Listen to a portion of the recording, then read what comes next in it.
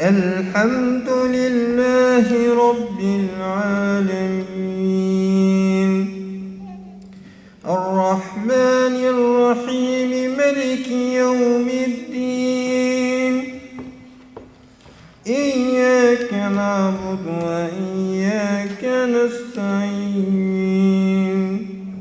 الجزائر خالدة باسمة إله جنة فوق الأرض ربي غلاها. هذه الجزائر الخالدة والعلم الخالد والنشيد الخالد، فلنستمع إلى النشيد الوطني.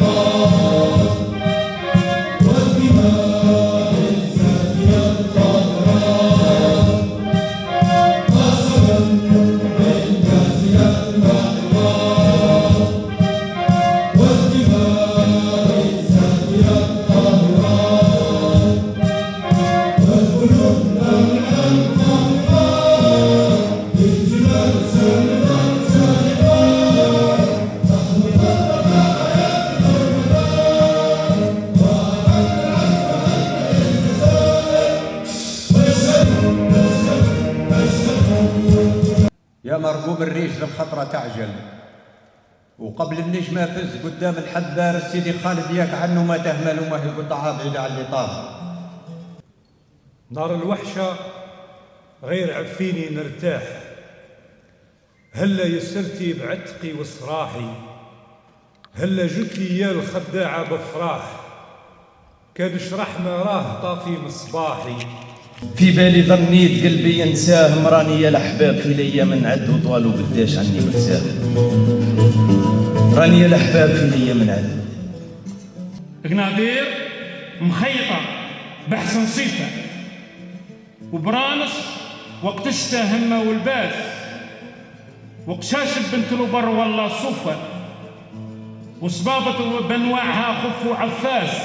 نتذكر شعوبنا ماذا عانوا، والمستعمر كان يقتل ويعاقب. ونتذكر الايام قعدوا ما ننساو، هذا الطاغي كان بوطني راقب وقتل المساكين عنا يتعداو. شفت في ذي البلاد عالم واحد اخر، يرتاح البال وتشوف ان السعاده عربان قبيل يرحبوا بالزاير، مازالوا شادين في الطبايع والعاده. اهل الكرم وشنا دركم يامر. وليس اخرا شكرا لسيد مدير الثقافه وطاقمه الذين وجدناهم معنا منذ الافتتاح او قبل الافتتاح الى اخر هذه العقاضيه، وهذا يدل على ان المسؤول في هذه الولايه عن قطاع الثقافه ومن معه يدركون حجم المسؤوليه واهميه هذا النشاط ودوره في هذه الولايه. واخيرا اقول ان الشعر والمهرجانات الثقافيه ليست فرصة للترفيه فقط، إنها فرصة وسانحة كبيرة جاءت لولاية هذه الجلفة من أجل الترويج السياحي والثقافي ولتراثها ولمكانتها الخاصة ولميزتها التي يعتبر الشعر أحد أهم عناصرها، وبالتالي فهي وسيلة ولبنة في طريق أو في سبيل أو في مجال التنمية الثقافية والاجتماعية في هذه الولاية. إنها الأمانة يا سادة مسؤولين وشعراء ومثقفين، وهنيئا لنا جميعا بهذه الطبعة.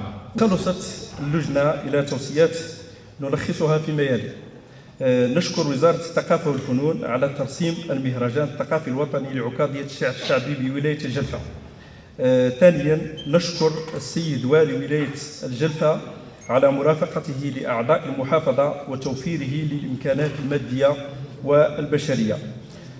ثالثا نبدي تثميننا لاختيار تاريخ 7 من شهر أكتوبر لانطلاق فعاليات هذه التظاهرة، والذي يتزامن والذكرى الأولى لطوفان الأقصى، وكذا حسن اختيار شعار المهرجان فلسطين محبرة الأمة. رابعا نهنئ محافظ المهرجان على نجاح التظاهرة وعلى إخراجها في هذه الحلة التي تليق بمكانة ولاية جلفة.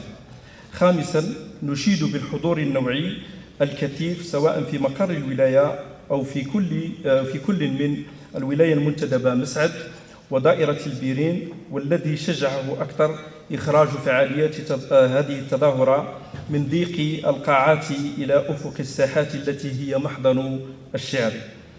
سادسا، نوصي بطبع القصائد التي ألقيت وأيضا محاضرات المهرجان. سابعا، نظرا لتميز هذه الطبعة من التظاهرة عن غيرها من التظاهرات وخاصة من حيث الحضور النوعي، نوصي بترقية هذا المهرجان إلى مهرجان عربي. انتهت توصيات هذه الطبعة. شكرا للجميع وبالتوفيق إن شاء الله في الطبعات القادمة. أدعو السيد مدير القطاع الثقافي السيد كعبوش عيسى لإلقاء كلمة وإعلان الاختتام هذه العكاظية. بسم الله الرحمن الرحيم، والصلاة والسلام على رسول الله نبينا وحبيبنا محمد عليه أفضل الصلاة وأزكى التسليم.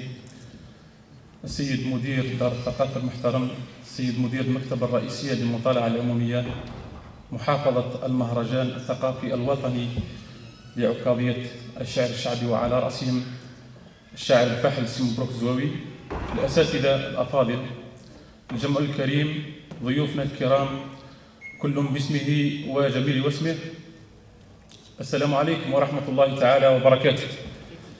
إذن هي دائما ختامها مسك إن شاء الله، واللحظات الأخيرة صعبة جدا، لا نسميها لحظات الفراق ولكن إن شاء الله لحظات النجاح.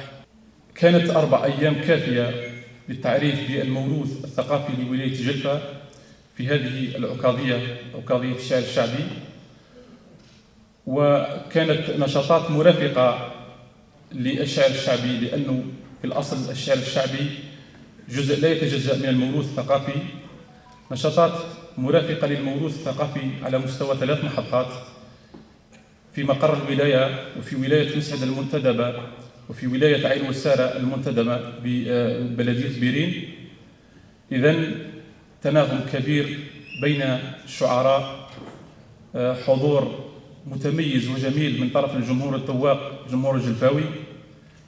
الشكر موصول دائما لمعالي وزيرة الثقافة والتي توعدت بترسيم المهرجان، وأقول لها من هذا المنبر وأضم صوتي إلى الشاعر سويقات الذي قال: لقد كسبت الرهان سيدتي، ونعم الجلفة عاصمة للشعر الشعبي. نشكر كل المساهمين في هذا النشاط. الشكر موصول لكل من تكبد عناء السفر لحضور هذا العرس الثقافي، وأعددت كلمة حتى نتشارك في هذا العرس، كلمة ختامية نيابة عن سيد والي الولاية. لقد سعدنا أيها الأفاضل والفضيات بصحبتكم في رحاب عكاظية الجلفة للشعر الشعبي، هذا الفضاء الإبداعي الذي ركزه الكلمة وعموده القافية وريحه ريح التراث وعبقه. لقد كان هذا المهرجان على مدار 4 أيام محجا لعشاق الكلمة العذبة وحماة التراث الأصيل ومريدي الشعر الشعبي ومحبيه. حقا كان حدثا ثقافيا مشهودا حشدت له الحشود وبذلت فيه الجهود، فرأينا له قطوف دانية منذ ساعاته الأولى، ولقد شهدناه وليدا ثقافيا مكتملا لم يعتريه شيء من عثرات البدايات، والفضل في ذلك لذوي الأفضال، وفي مقدمتهم معالي وزيرة الثقافة والفنون الدكتورة سوريا مولوجي، التي ما فتئت تغذي السير لتعزيز مكانة الفنون والآداب في بلادنا، وإن ترسيمها لهذا المهرجان لولاية جلفة التي تعد منارة ثقافية يلوح وجهها في الأفق لهو احتفاء حقيقي بمعقد من معاقد هويتنا الثقافية الأصيلة، وهو في الوقت ذاته إسهام جليل في استمرارية إرثنا الأدبي وتداوله عبر الأجيال. وأفضال السيد والي الولاية هي الأخرى تذكر وتشكر، فقد كانت له اليد الطولى في إنجاح كافة التظاهرات الثقافية الكبرى التي نظمها القطاع، ولا طالما وجدناه داعما لكل المبادرات التي تخدم الثقافة والمثقفين في هذه الولاية.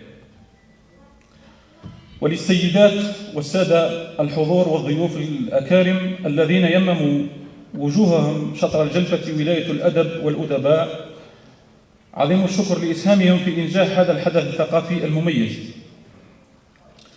ومنانا ونحن نسدل الستار على فعاليات هذه الطبعة أن يجتمع شملنا السنة المقبلة إن شاء الله في طبعة جديدة شعارها الثبات على قدم التميز، ويقيننا أنها ستكون كذلك بمشاركتكم وبجهود محافظة المهرجان بقيادة الشاعر الفحل ومفخرة الولاية مبروك سواوي.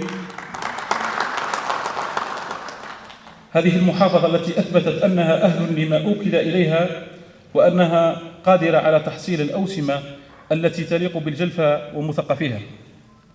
شكرا لكم مجددا أيها السادة والسيدات على حضوركم وتفاعلكم وحسن إصغائكم.